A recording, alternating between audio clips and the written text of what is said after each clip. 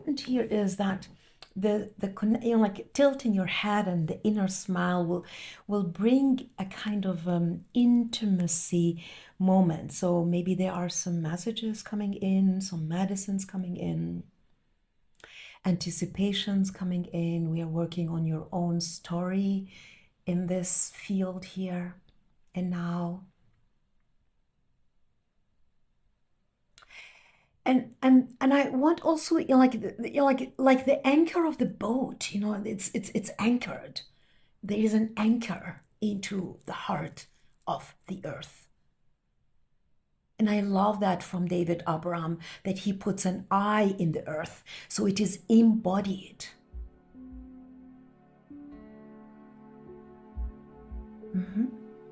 Okay, let us, with that intimate relationship with Geb, with the lover Geb, we go into the celestials. So just give you a moment to rise up with your imagination, travel as far as you can, passing all your guides, bringing also all your guides, all of our guides and loved ones and late ones inside of the field, passing by the angels and the dimensions, and just go far as you can, the galaxies. And then if you hit the plasma of the universe, that's really interesting, because then you can even hit and go through to the multiverse as far as you can. Take a breath together here. Don't lose your earthlings. I can feel that. Just check, ground. Okay, counting again. 1, 2, 3, and a deep celestial breath in. Into the heart flame. Let that heart flame become bigger and bigger and bigger.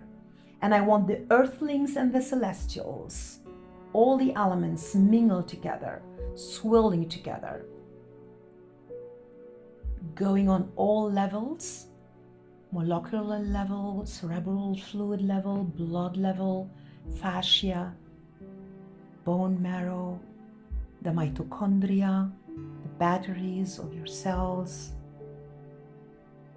And then hold it for a moment to feel also your field and your architecture. Hold it. It's an alchemical process. And release.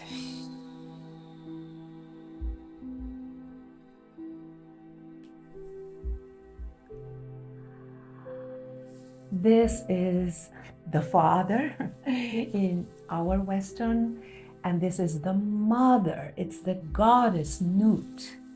So just have this feeling of the field, like the lovers, Geb and Nut. Like Nut is the goddess. She's overarching the skies, and she's giving her milk to the starlings and to the beings and everyone who is in that field. And inside of that field, between Nut and Geb, between the earthlings and the skylings, there is this field where we will be traveling together. So prepare yourself for traveling.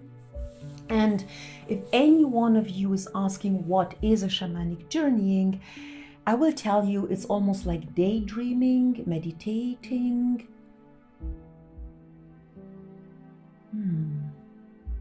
Imagining, moving. So in a second, we will shapeshift. Shapeshifting is very important in the work that I'm doing here. And then we are crafting together. We will be shapeshift in a second into a bird. But before that, I want you to be grounded. I want you to have an intention from where are you taking off. And that's really interesting because Bella is really taking off to an airport.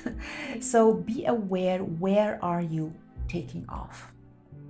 And then by your way into shapeshifting into the birds, that you want to be pass by a tree and just get one branch as an offering into your beak. So we are shapeshifting now taking off now.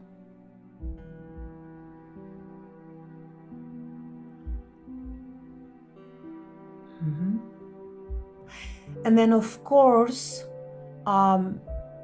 we are coming from different directions. So I want you to have the cardinals in your imagination, because we need a GPS, of course. So I want you to have the cardinals and then align the cardinals to our coming together into a flock, into a configuration. Take your time. There will be some ahead. They are always the pioneers. They are always the leaders. And then there will be some in the back, in the wind shadow, so to speak, and more reluctant. Take your time. We have a lot of space into that shamanic space. But then I would like you to feel the aerodynamics. I would like you to feel the heaviness of the earth, of the air, the earth air. You know, like there is a really a pressure on your ears as well.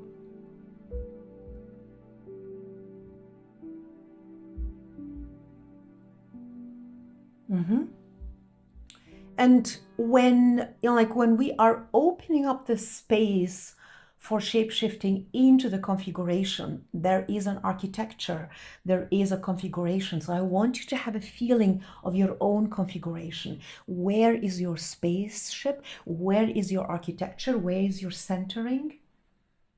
So feel into that, feel into your own structure. Because then we are feeling into the flock of the birds. And of course, we are traveling towards Egypt.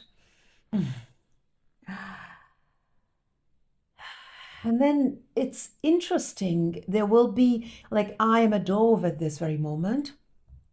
So there will be some birds that are bigger than the others. So I want us to have that architecture, that geometry. You know, like we had this mandala in our work. So I want us to craft that mandala into our field.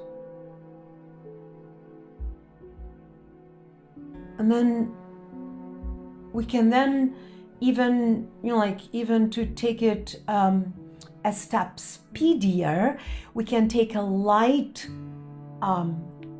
frequency.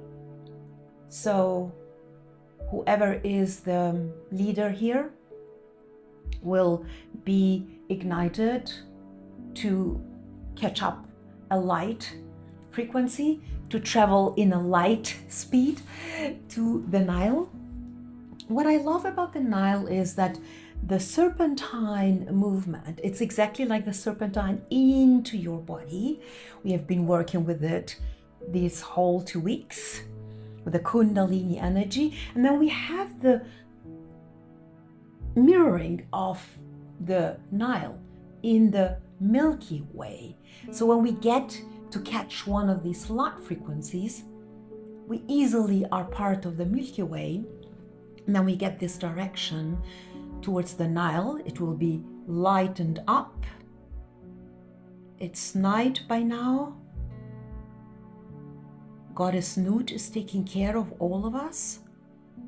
There is a little bit of anticipation in the field, but that is fine, absolutely fine. There are some here who can guard the space as well. And also, Geb and Nut, they are crafting this womb around us, the placenta around us. It's a protective space. It's a lover's space. Okay, and then when we arrive to see the Nile, which ones are seeing the Nile and can just take that flight down, you know, like the speedy flight down, we are landing into a boat, into a Nile boat. We call it a dahabeya. It's a swimming temple. Nun temple. It's the water. It's the primordial water.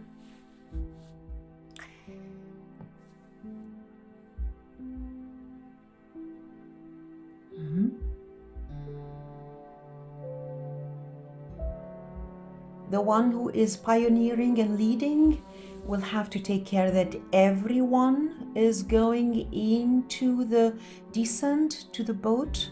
We don't leave anyone behind us. Yes.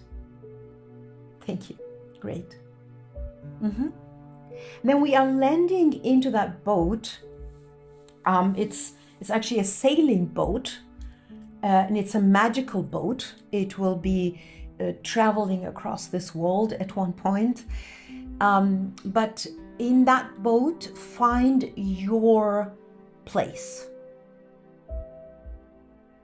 It's interesting. I have a boat here in my mandala of my journey. So again, take your cardinals, align yourself, show yourself. Are you on the west side, on the east side, on the north or the south? Aligning yourself to where you need to be.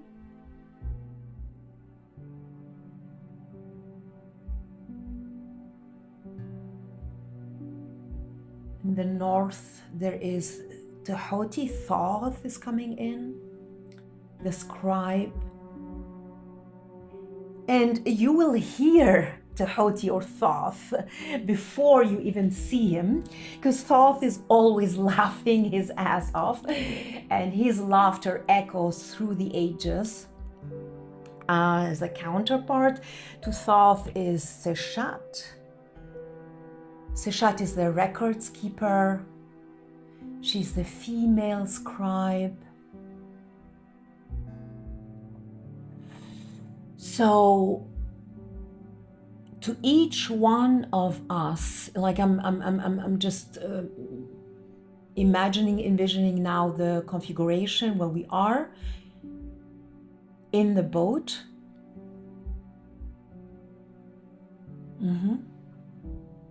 So Tehoti can arrive as an ibis form, fully in an ibis form.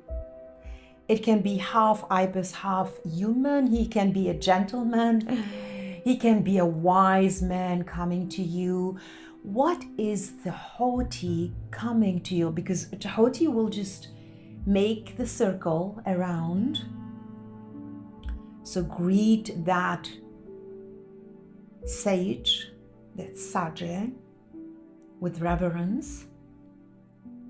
We have the beak, the branch in our beak, so we offer it to the grand, wise scribe. And Tehoti will ask you about your own sacred scribing. What needs to be scribed at this very moment through you inside of the field?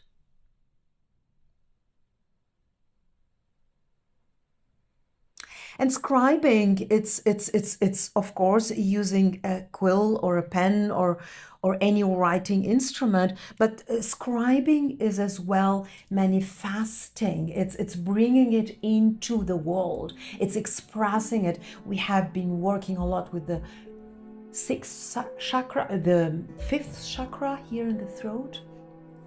With Bella, we worked a lot with that. So what wants to express itself? And Seshat, the female scribe, as soon as you start writing, as soon as you start expressing yourself, as soon as you start bringing yourself into expression, an expression, of course, needs the impression, it's needing the imperative, it's needing the moment where you are gathering all of your energies to bring something forth. It's the air womb that is coming into play here.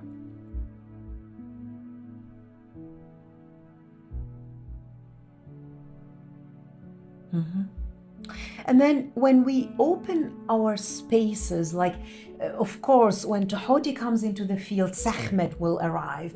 Sekhmet, like we have been working a lot with the blood aspect, with the blooding of our projects, prospering, reprogramming ourselves inside of the field. So Sekhmet will arrive in her chariot. She's in her regality, royalty. The sun disk upon her head, adorned by the serpent Orius, the Wadjet, protective. But the fire of Sekhmet will transform your womb, will transform all of your doubts, will transform all of your limiting beliefs. What is to be transformed? What is to be burned at this very moment?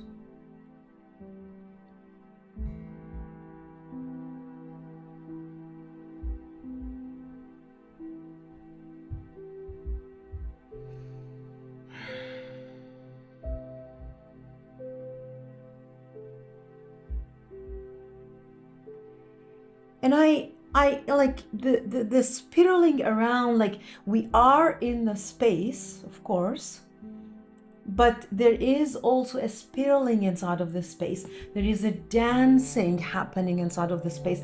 Of course, when the cat goddess comes into the field, there is, after the burning of the old, is the rebirthing.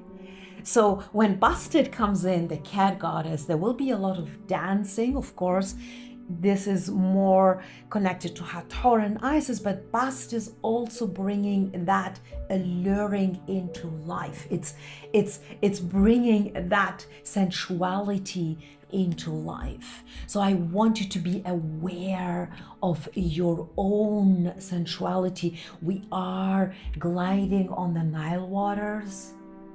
There is a bonding of sisterhood that happened in these 2 weeks. You have been working on so many levels, and now you're working on your own story, on your own emanation of being and you being. How can you like Busted is turning it all over and all around. So how are you bringing your story in a different way, in a different angle, in a different shape-shifting, in a different way? Like if you have a core story of yourself or your brand or your business or your life or your being, can you turn it around? Can you play with it? Can you explore aspects that you never have explored before? Are there whisperings?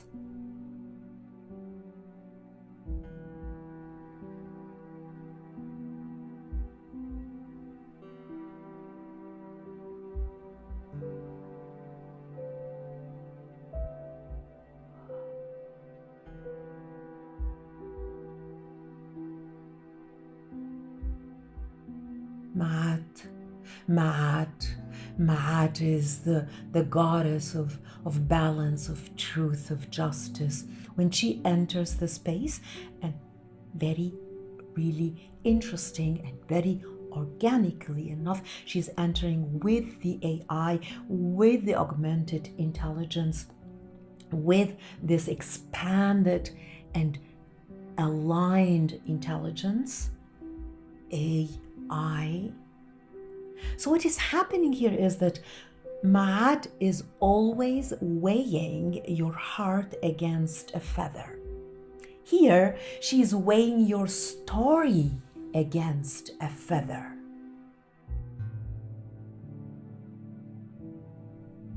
How can your story, your own story, be so light as a feather? What is the kernel of your story? What is the kernel of your being? So light as the feather. Your heart is so light as a feather. The heart womb embracing the AI. What a paradox.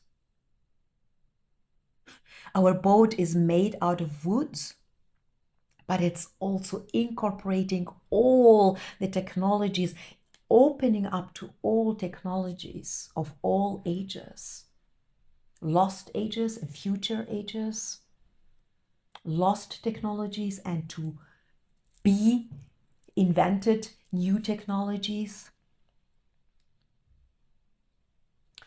And I want to bring this Immaculate Conception in here, because what is the Immaculate Conception? It is a magical space, a magical womb. It's a magical field where you are conceiving something new that never have been conceived before. And it is, of course, in a new way of conception. We know about Osiris, when Osiris was, fragmented in 14 pieces across the lands, and Isis, she has been traveling across decades to bring the fragments together. And then with her magic, with her power, with her commitment, it's this full consent that we have been embodying all of these weeks. She brings Horus, the new Horus, into this world. How did she do that?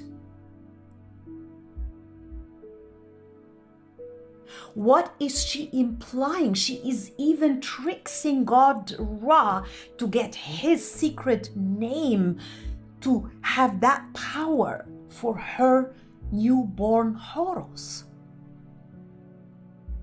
What are you implicating? What are you bringing into that field to bring something into that field? And your project, your vision, your passion, your love, a smile, a chocolate cake, a dance. Because of course, inside of every boat travel, there will be a lot of dancing and moving. There is this ceremony that is happening, the cacao ceremony that is happening inside of the water womb.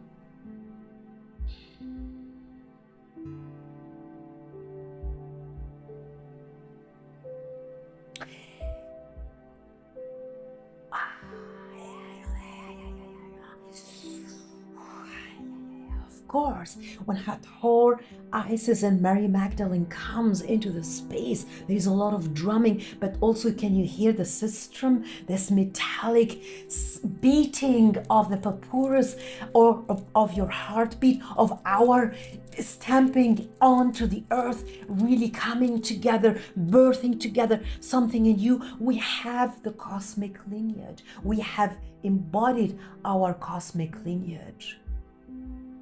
Of course, because Isis is the embodied Sothis, she is the embodied Sirius, and we have Orion in the sky.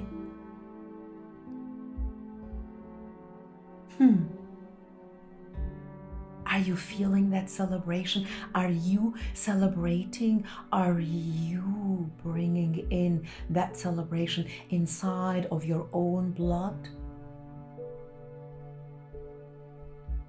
What are you celebrating?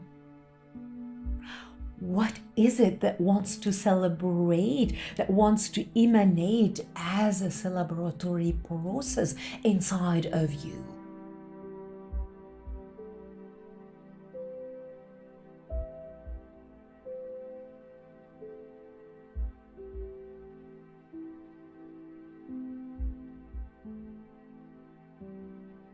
And of course, Isis will never move anywhere without her sister Nephthys, the twin sister. Mary Magdalene is always in the space, the the waters, the noon. But the Nephthys, she's bringing whisperings. Are you listening? She will be always veiled. She will be always in the background. That's really interesting. She will never reveal herself. But are you listening to her whisperings? Are you listening to the signs? Are you listening to the signals?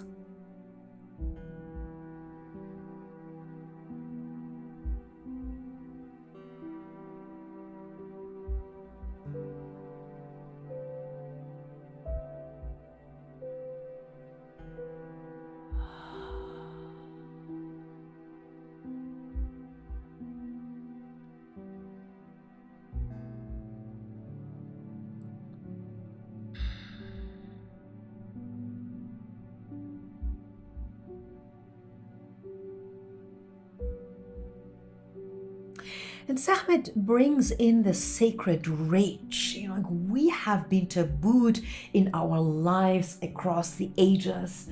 Tabooed to love, tabooed to be wild, tabooed to run with the wolves, tabooed to be absolutely raging. So she's bringing that power inside of our field.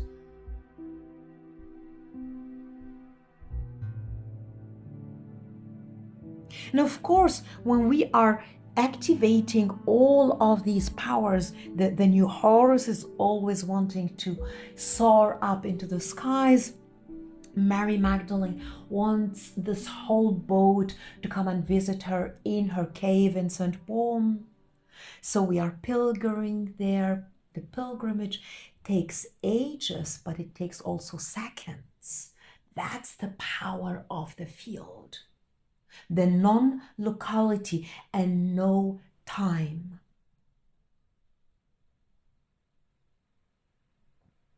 What is happening in the cave of Sainte-Baume with Mary Magdalene is the embodying of the water womb. When you go down into the second level of the cave, you will hear the dampness of the walls and the waters running across the walls.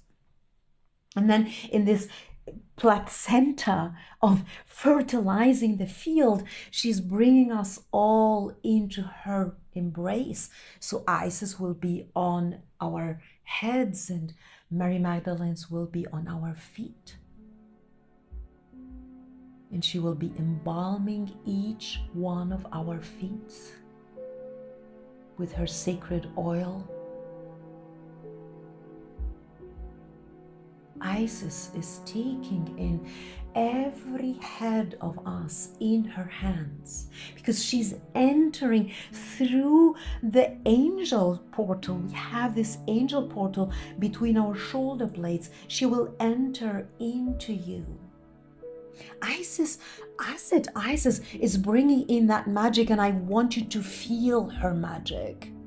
I want her to let you feel her healing. When they work together, of course, Hathor is still on the boat. She's bringing in the dancing, but on the cave, we are on two spaces at the very same time. This is the real magic. We are at the cave of Sainte-Baume with Mary Magdalene and Isis. We are on the boat with Hathor and all of the dancing priestesses around us and inside of us.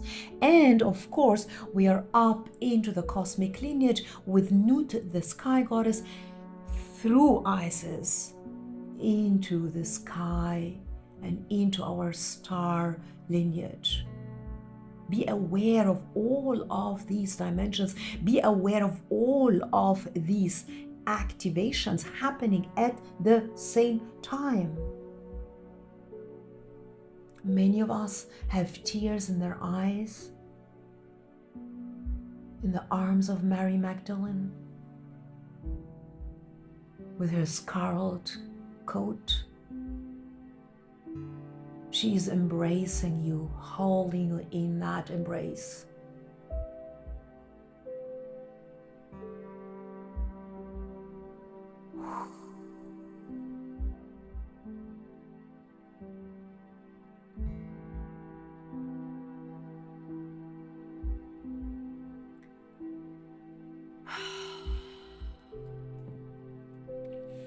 And then We are entering into our last stage when Ptah comes in. Ptah is the creator, is the architect, is the builder, is the god and patron of everything that wants to manifest into this world. So I want you to feel your own architecture. I want you to bring all of these aspects together inside of your field and inside of your own geometry, inside of your own mandala.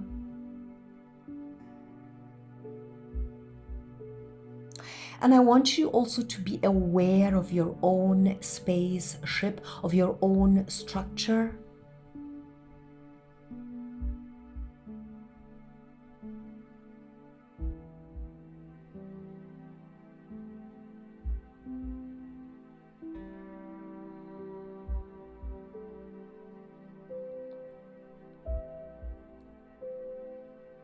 This is the power of balancing. The earthlings and the skylings, the healing and the working, the manifesting, the business and life, love and rage, working together inside of this holographic field, swirling around. And then Khnum can come in, and then he stands and he sits across the potter wheel. And then each one of us, after all of these activations, will enter. You decide when to enter on the potter wheel. Because to be on the potter wheel is a recreational process. It's a reprogramming process of your Akashic records, of your life, of your being. So enter when you are ready, with one step inside of the potter wheel, and then be reformed, swirling around.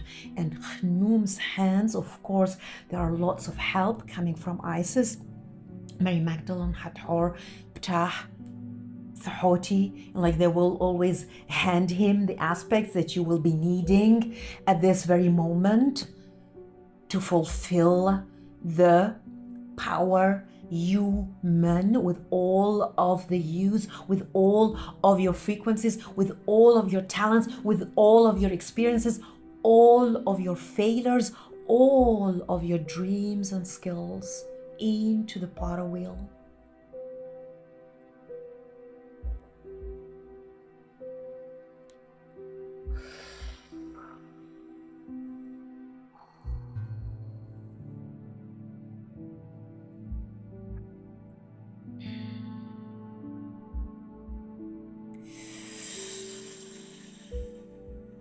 And I want you to feel deep into your body.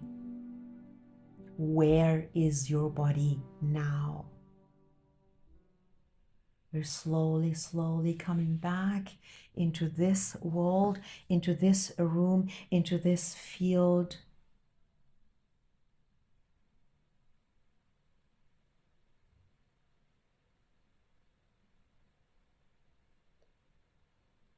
Catch your last messages.